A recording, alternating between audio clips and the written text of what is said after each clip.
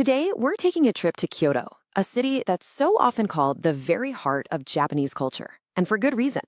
It's a place where ancient traditions aren't just something you read about in a book, they're alive, and we're going to figure out exactly why. Okay, let's just start with a number. 17. Just let that sink in. Kyoto is home to 17 UNESCO World Heritage Sites. Now, that's not just a cool fact. It's a massive global statement about the city's cultural weight. It tells you right off the bat that this place is something special. So that brings us to the big question, right? Having a bunch of historic sites is one thing, but what is it really that makes Kyoto the cultural bedrock of Japan?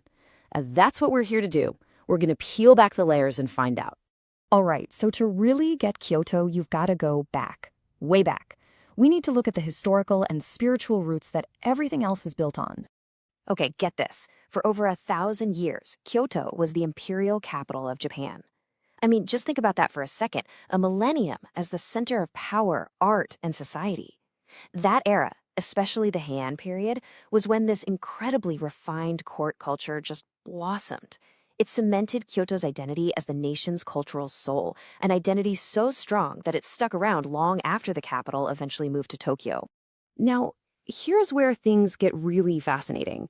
You have these two powerful spiritual paths that shaped the city's soul. You've got Shintoism, which is all about a deep respect for nature, for finding harmony with the environment. And then you have Buddhism, which brought this rich artistic philosophy that sparked all sorts of innovation. And the thing is, they didn't compete, they blended together. So how does all that philosophy actually show up in the real world? Well, you can see it everywhere. It's literally built into the landscape of Kyoto.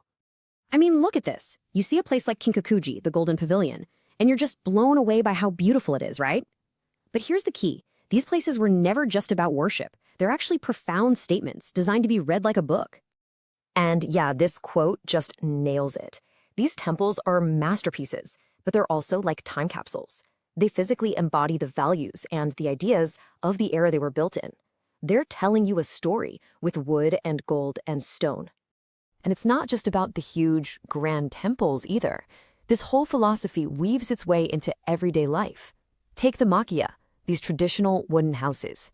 Their long, skinny design and use of natural materials, those aren't just random style choices. They're all about living in harmony with the environment, blurring the line between inside and out. And then, of course, you have the Zen gardens, the karasansui. But, they're not really gardens in the way we might think of them. They are these stark, minimalist landscapes made for deep thought. That gravel that's so perfectly raked, that's meant to be water. And those big rocks, they're mountains and islands. So what's the goal here? Well, the simplicity is the point.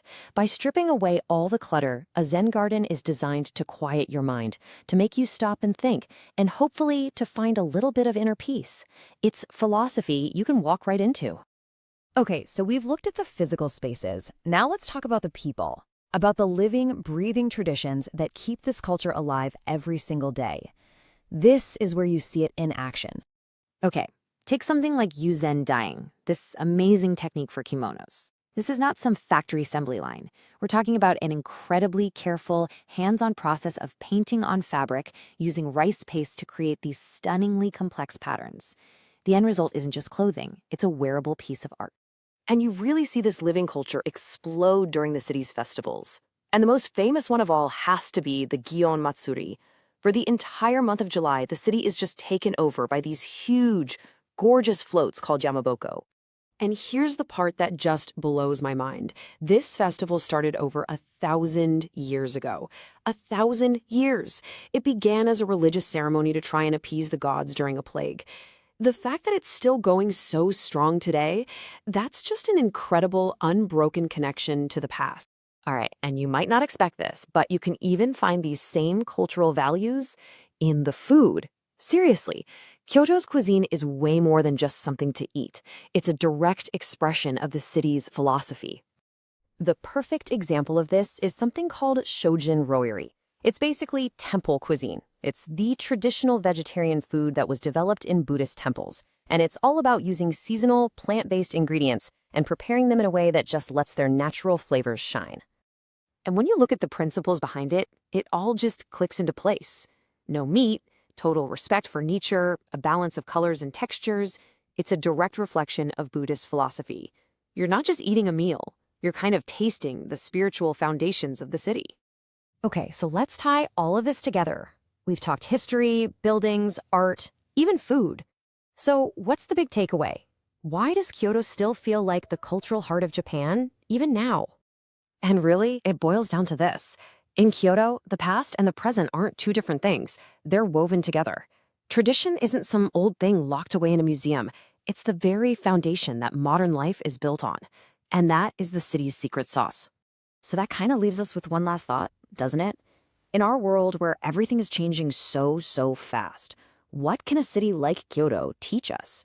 What's the value in building your future on a foundation that so deeply and respectfully honors its past?